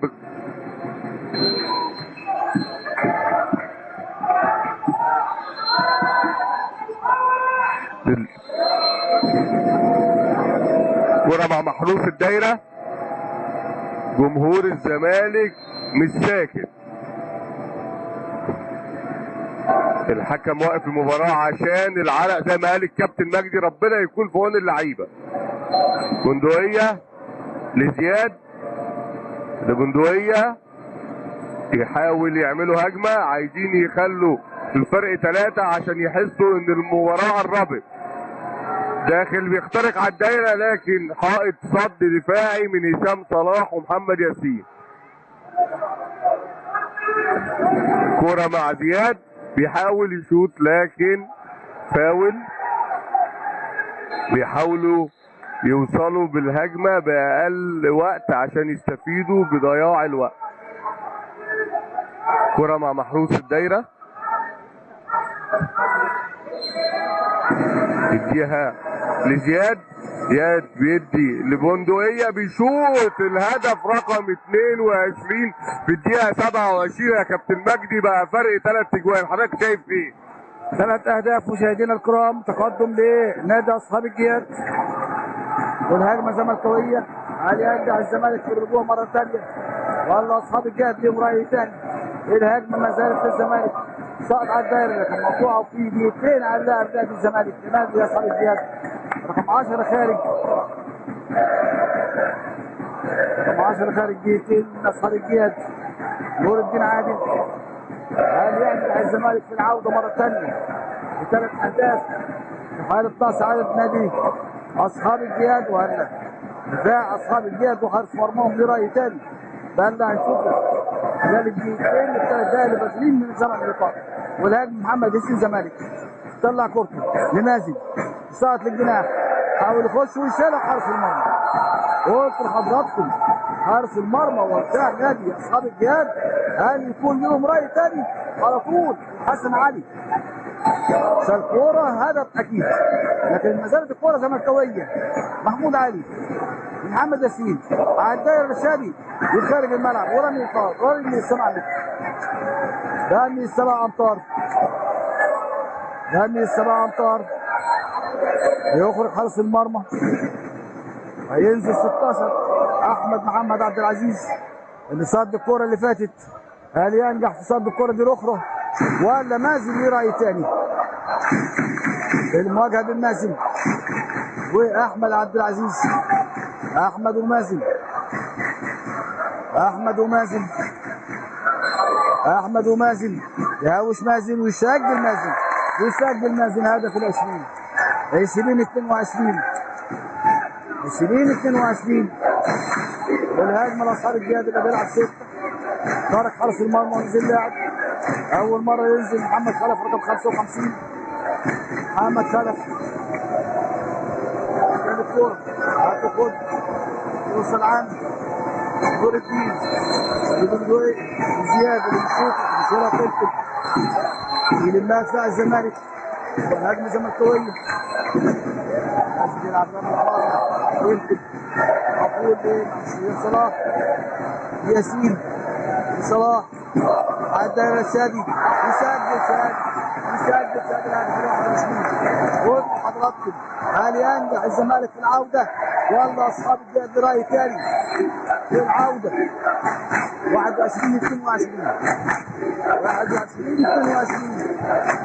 والهجمه لاصحاب الجهاد.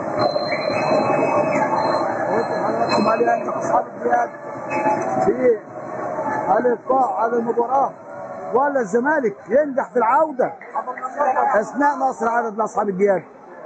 اصحاب الجهاد نقص العدد لسه يكتمل بعد 28 ثانيه والفارق هدف واحد. يعني كده الكره دي والهجمه دي لو ما انتهتش الجول اعتقد ان الزمالك قات مره ثانيه للتعادل في المباراه. هنشوف ونتابع ونرسل لحضراتكم لقاء اصحاب الجهاد والزمالك الجوله الثالثه من دوري المحترفين موسم 2024 2023. والهجمه اصحاب الجهاد على طول يطلع نور الدين ياخد فاول. زياد محمد يطلع من على الدايره مصطفى يلعب زياد نور الدين زياد نور او سقط على الدايره بياخد فاول تاني. رميه حره رميه حره اصحاب الجهاد اكتمل اصحاب الجهاد تاني. والهجمه لسه مع نور الدين حاول يعدي يخش يشوط طلع كورته سريعه فلفل ياسين لسه الكوره ويصور لك ورميه حره رميه حره زملكاويه بتاع طرفه سريعه. الهجمه لسه مع الزمالك وهنا في صفاره وتايم اوت بياخده احمد رمضان هيكتر 29 دقيقه 29 ثانيه يعني نص دقيقه تفصلنا عن نهايه الوقت الاصلي للقاء. طيب اذكر حضراتكم لو الكره دي انتهت بهدف نوصل للتعادل وبالتالي نلعب 5 رميات ترجيحيه. طيب لو الكره دي خرجت في تايم اوت موجود مع اصحاب الجهاد ممكن هو رخر يطلب تايم اوت ويخلص الهجمه بتاعته بهدف. اذا النص دقيقه اللي فاضله لا تمنع ابدا فوز احد الفريقين او الوصول لنقطه التعادل. ده اللي هنشوفه ونتابعه مشاهدينا الكرام. مباراه على اخرها سخونه الجو سخونه الملعب لكن المباراه في الملعب لسه 29 دقيقة 29 ثانية. التقدم أصحاب الجهاد 22 التقدم لأصحاب الجهاد 22 21 29 دقيقة 22 ثانية 29 دقيقة 22 ثانية. الكورة لسه عند روح 29 دقيقة 22 ثانية التقدم لاصحاب الجهاد. هنشوف ونتابع هيحصل ايه. هل ينجح الزمالك نقطة التعادل هدف التعادل ولا اصحاب الجهاد يحتفظ بالفوز؟ الهجمة زملكاوية على طول صلاح توصل لياسين لصلاح لمازن صلاح لمازن تاني هات وخد لسه الخط الخلفي ياسين بيحاول يعدي ياخد فاول رميه حره وشاط اللعب السلبي يطلع شادي لمازن حاول يعدي ياسين هيساوي يسجل ياسين وقت حضراتكم والله ممكن هنشوف هدف التعادل نرجع للرميات الترجيحيه ولا هيكون النتيجه مختلفه فعلا في اخر ثانيه نشوف صلاح وياسين مع بعض سجلوا هدف التعادل عشان يوصل للرميات الترجيحيه. طيب اشرح لحضراتكم الرميات الترجيحيه تاني. كل فرقه هتختار 5 لعيبه لازم ال5 يلعبوا عشان النتيجه هتنضاف للسكور. بمعنى لو 2 اخفاقوا من الزمالك او 2 اخفاقوا من اصحاب الجهاد لازم ال5 لعيبه يلعبوا. ده رقم 1. هتتعمل قرعه بالفريقين مين اللي هيبدا. انتهى ال5 رميات الترجيحيه بالتعادل. اخر واحد كان بيلعب الكوره سواء اصحاب الجهاد او الزمالك هو اللي هيبدا الرميه رقم 6 اللي هم ال5 التانيين. لكن ال5 التانيين دول عباره عن ايه؟ اي فرقه من الاثنين يخفق في تسجيل الهدف تنتهي مباشره اللقاء. ده باختصار شديد مشاهدينا الكرام التعديلات اللي تمت سواء المحترفين 2006 2004 الدرجه الاولى بناء على توصيه من المدير الفني لمنتخبنا القومي للجنه الفنيه اللي اشارت واكدت ان ده هيبقى صالح الكره اليد المصريه واقرتها فعلا في التعديلات. هنشوف بقى هنا فاضل ثانيه واحده في اللقاء، ثانيه هتتلعب الكوره. ممكن الكرة تتلعب ترمي مش هتفرق، بس ساعتها هنرجع للرميات الترجيحية. هنشوف هنا انذار للمدير الفني كابتن وليد السيد مدير فني اصحاب الجياد، ان هي كده ثانية واحدة الكورة. يعني انا شايف ان هم اعتقد ان هم هيرموها، ما اعتقدش هتشاط، لان من نص الملعب طبعا كرة من بعيد، يعني الكرة مش مستاهله. احنا خلاص بقى وصلنا لمرحله التعادل، واللي هينجح في تسجيل 5 رميات ترجيحيه هنقول له مبروك، الخاسر هنقول له هارد لك. بس كل الفرقتين هياخدوا نقط. ازاي؟ يعني الفايز هياخد 3، الخاسر هياخد 2، او الفايز هياخد 2، الخسران هياخد نقطه. اما في حاله الفوز العادي فالفايز بياخد 3، الخسران ما بياخدش حاجه. شوفوا نتابع مع حضراتكم الثانيه الاخيره لسه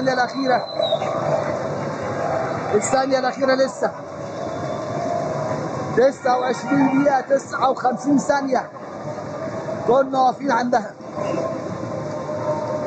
29 دقيقه 59 ثانيه.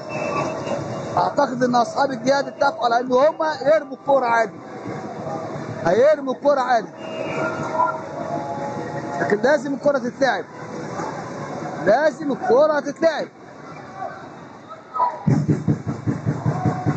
والصفاره تطلع ويرمي الكوره، ونلجا للرميات الترجيحيه.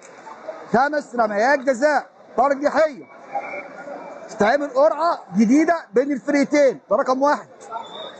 رقم 2 ال5 رميات لازم يتلعبوا. نقول تاني عشان برضه اللي مش متابعنا في اللقاءات اللي ما شافهاش في التعادلات، هيتعمل قرعه بين الفريقين جديده، يتحدد من كل فريق 5 لعيبه يلعبوا الرميات الجزائيه او الرميات الترجيحيه. اول ما ينتهوا ال5 رميات يعلن نتيجه اللقاء بفوز احد الفريقين او استمرار التعادل. بعد استمرار التعادل اخر لعيب لعب وليكن الزمالك، يبقى هو اللي هيلعب الرميه اللي بعد كده السته.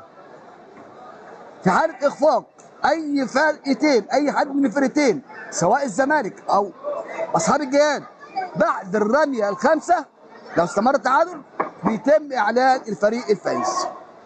ده التعديلات اللي حصلت هنا. بقى المواجهه هتبقى صعبه قوي. ليه؟ شايف الحسن علي حارس مرمى اصحاب الجياد مش كويس، ايضا احمد عبد العزيز برضه حارس المرمى شغال. الناحيه الثانيه موجود 2 حراس على اعلى مستوى، فلفل وهشام الصبحي. اذا هنا حراس المرمى هم اللي هيكون لهم الكلمه العليا في فوز احد الفريقين. هنشوف ونتابع ونوصف لحضراتكم. يختار احد المرميين الاول بعد ما يختار القرعه، بعد ما يعمل قرعه يختار احد المرميين اللي هنلعب عليهم ال5 رميات.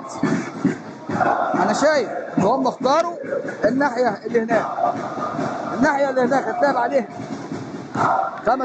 5 رميات ترجيحيه. هنشوف بقى ال5 لعيبه يوصلوا لنص الملعب. طيب حد يقول لي هل ممكن لعيب يلعب 5 رميات، يعني يلعب رميه ويلعب في الرميه اللي بعد كده ال6؟ اقول له مش ممنوع ان لعيب ما يلعبش رميتين جزائيتين او رميات ترجيحيه، يعني 5 الاول يخلصوا.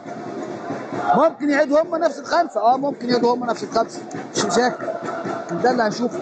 كل مدرب عامل حسابه، سواء مجهز حراس مرمى سواء مجهز لعيبه عشان الرميات الترجيحيه اعتقد ده مكسب كبير قوي. احنا بنشوف في المباريات الدوليه عندنا لعيبه اوقات بتضيع رميات جزائيه او رميات 7 امتار، فبالتالي لما المدير الفني لمنتخب مصر يقول انا عايز ان المباراه تنتهي وفوز احد الفريقين حتى بالرميات الترجيحيه، اعتقد ان ده لصالح كره اليد المصريه. شكرا الف شكر للجنه الفنيه للاتحاد المصري لكره اليد ان هي وافقت على هذا الاقتراح. شكرا لكل مدربين الانديه المصريه. التدريب على رميات 7 امتار، تدريب ايضا حراس المرمى على الصد الرميات 7 امتار، وده في النهايه يصب لمنتخبنا القومي. هننزل بقى ملعب المباراه ونشوف يا ترى مين اللي كسب القرعه، مين اللي هيشوط الاول. هنشوف مين اللي هيشوط الاول. المواجهه هتبقى بين مين ومين. رميه البدايه صعب جدا، رميه البدايه هي البدايه، هي الصعوبه، لكن اللي بعد كده كان الله في عون كل اللعيبه اللي هتشوط الرميات الترجيحيه. كل واحد عامل حسابه، كل مدير فني محدد مين اللي هيشوط يا جماعه، مين اللي هيقف يصد. هنشوف. الكل طبعا لازم يعدي نص الملعب، كله لازم يعدي نص الملعب. اللي هيشوط فيه يبقى فاضي، نص الملعب اللي هيشوط فيه يبقى فاضي.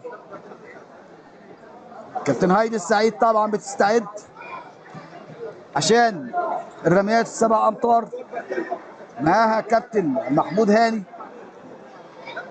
نشوف بقى كده فرقه كده بتقرا الفاتحه بتاعت اصحاب الجياد، تتبارك كده بالفاتحه، لكن لسه الملعب والبدايه. هنشوف مين اللي هيبدا. هنا اصحاب الجياد يمكن هي اللي كسبت القرعه، لكن كابتن هايدي السعيد بتستعجل. اصحاب الجياد لسه كابتن هايدي السعيد بتستعجل اللاعبين، والبدايه لاصحاب الجياد زي ما قلنا. هشام باسم الصبحي، هل ينجح هشام في صد الرميه الاولى من بندقيه ولا بندقيه لراي تاني؟ هنشوف ونتابع. رميات 7 امتار الترجيحيه.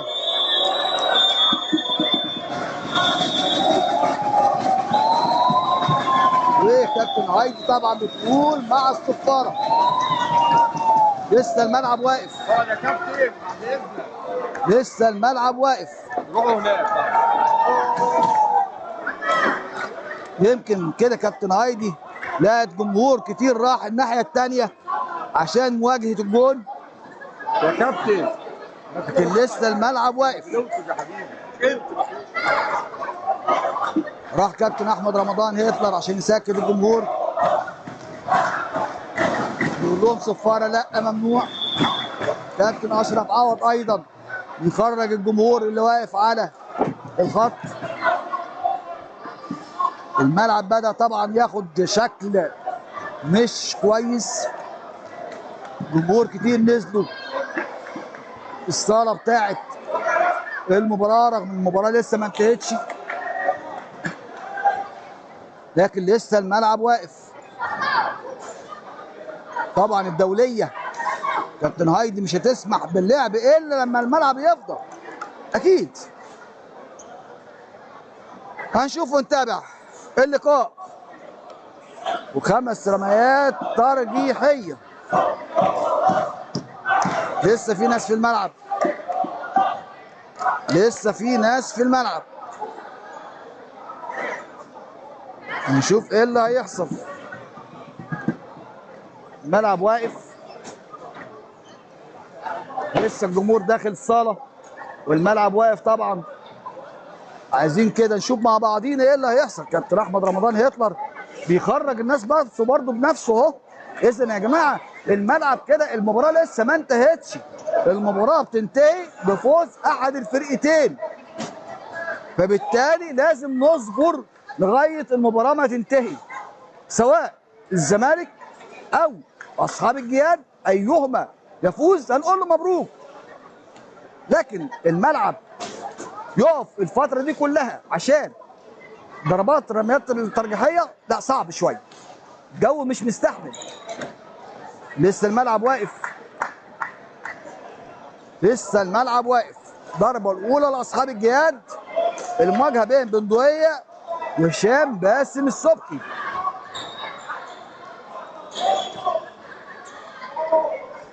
هشام باسم السبكي. كابتن هايدي السعيد بتتكلم طبعا مع كابتن اشرف عوض المراقب الفني، يمنع اي حد موجود في الملعب، يمنع اي حد موجود في الملعب. لازم الكل يطلع بره، لازم بره المدرج، بره المدرج، فوق المدرج لازم الكل فوق المدرجات، ممنوع حد داخل الملعب، وده حقهم رسمي. المباراه لن تنتهي الا بفوز احد الفريقين. طيب نعمل ايه؟ لازم الجمهور يطلع ويلتزم، يبقى بره الملعب فوق المدرج. راح لهم كابتن احمد رمضان هتلر المدير الفني لنادي الزمالك، راح عشان يخرج الناس، وراح طبعا كابتن حماد عبد الباري ايضا عشان يخرج الناس. الناس والله ملتزمه، جمهور نادي الزمالك ملتزم، كل فعلا التزم بالخروج. وهنبدا على بركه الله سميات الترجيحيه. المواجهه بندقيه وهشام، بندقيه وهشام، وشال هشام، ويشال هشام، ويشال هشام. قلت لحضراتكم المواجهه صعبه بين الاثنين، حراس المرمى واللاعب اللي هيخش المواجهه، حارس المرمى حسن علي ومازن، مازن رضا، مازن والحسن، مازن والحسن، مازن والحسن، ويهاوش مره ويسجل مازن، ويسجل مازن. ايه الهدف ال 23؟ احنا كده هنعد الاهداف، الهدف 23، نتيجه حتى الان 23-22. واول رميه ترجيح. الرميه الثانيه المواجهه بين زياد محمد 97 وهشام باسم السبكي. هل ينجح هشام بالرميه الثانيه؟ هشام وبس، ويشيلها هشام، ويشيلها هشام، ويشيلها هشام. 22-23، 22-23 لسه. بكار داخل، بكار كده غير حارس المرمى احمد محمد عبد العزيز وبكار، احمد عبد العزيز وبكار يسجل ده والله في العارضه، في العارضه. يبقى لسه 22-23. من هنا الرميه رقم كام؟ رقم 3. يخش رقم 7 احمد طارق، احمد طارق وباسم السبكي، احمد وهشام وسجل بس، ويسجل، ويسجل احمد طارق. ايه الهدف 23؟ 23-23. داخل ياسين، محمد ياسين، والمواجهه مع الحسن، محمد ياسين والحسن، محمد ياسين والحسن، محمد ياسين ويشيلها الحسن، ويشيلها الحسن. قلت لحضراتكم حراس المرمى هم اللي ليهم الافضليه في التوقيت ده. لازم يكون مدرب حراس المرمى مجهز اللعيبه نفسيا وبدنيا وفنيا عشان رميات الترجيحيه والهجم مع اصحاب الجهاد. رميه الترجيح 66 خالد محمود، خالد محمود، لسه التعادل مستمر. 66 خالد، ويشيلها، ويشيلها، ويشيلها فلتر، ويشيلها فلتر. رايح بقى مين؟ شادي، شادي. هل ينجح شادي في انهاء المباراه؟ هل ينجح شادي في انهاء المباراه؟ ولا احمد عبد العزيز له راي تاني؟ شادي واحمد، شادي واحمد، شادي والعارضه، والعارضه كده الزمالك اللي هيشوط، مش فلفل اللي يقف، المفروض الزمالك اللي يشوط. شايف فلفل في الملعب، نور الدين عادل في المواجهه، فلفل ونور الدين عادل ويشوط، ينجح اصحاب الجهاد في التسجيل. رايح بقى كده اكرم يسري، اكرم يسري، اكرم يسري، هنشوف بقى اكرم ينجح في التسجيل ولا الحسن محمد لرأي تاني. رمية الخامسة، اكرم، اكرم والحسن، اكرم والحسن، اكرم والحسن ويسجل اكرم، ويسجل اكرم. نبدا بقى هنا رميه ورميه، واللي يخفق خلاص، بدايه من الرميه الجزائيه اللي جايه او رميه 7 امتار الترجيحيه اللي جايه. 24 رميه ورميه، اي حد يشوط حتى اللي شاط قبل كده، لكن رميه ورميه بتنتهي مع نهايه الرميتين. هنشوف ايه اللي هيحصل، هيروح فلفل ولا باسم السبكي؟ اتنين مع بعض بيتكلموا، اتنين مع بعض بيتكلموا، باسم، هشام باسم السبكي. نشوف بقى كده المواجهه مع مين. انت شايف كابتن هايدي السعيد بتشرح لهم الكوره ما فيهاش تاني، ما فيهاش تاني خلاص، اللي يضيع يروح والفايز هو اللي ينجح على طول هنا. عشان كده كابتن احمد هتلر بيروح يقول لهم رميه ورميه خلاص، 5 الاولانيين خلصوا، رميه ورميه. الاصعب اللي جاي دلوقتي، الاصعب اللي جاي دلوقتي رميه ورميه. نور الدين عادل المواجهه مع هشام باسم السبكي. نور وهشام، نور وهشام، نور وهشام، نور وهشام، نور وهشام ويسجل نور. الزمالك فاهمه ان بنشوف ما شافش تاني معترضين، ويسجل نور. هنشوف بقى هنا مازن، هل ينجح مازن ولا احمد محمد عبد العزيز لرأي تاني؟ مازن واحمد، كوره فاصله، مازن واحمد، مازن واحمد، مازن يهوش ويسجل مازن، ونبدا من جديد رميه ورميه.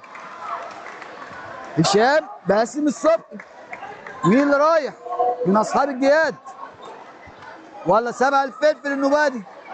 فلفل، المواجهه مع احمد طارق، فلفل واحمد طارق، فلفل واحمد طارق، فلفل واحمد طارق، يشيلها، يشيلها فلفل، يشيلها فلفل. كده الكوره اللي جايه ليها عامل كبير. دخل اكرم يسري، اكرم يسري والحسن علي، اكرم والحسن، اكرم والحسن، جابها اكرم، نقول مبروك للزمالك. صدها الحسن، يبقى رميه ورميه تاني، اكرم والحسن وهدف وينتهي اللقاء. ينتهي اللقاء مشاهدينا الكرام، مشاهدي قناه الاتحاد المصري لكره اليد، وفوز الزمالك 26-25 برميات الترجيحيه ال7 امتار.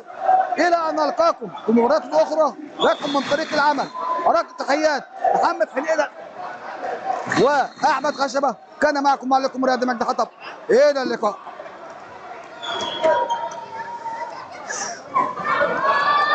كانت حاجه مع اصحاب الجياد.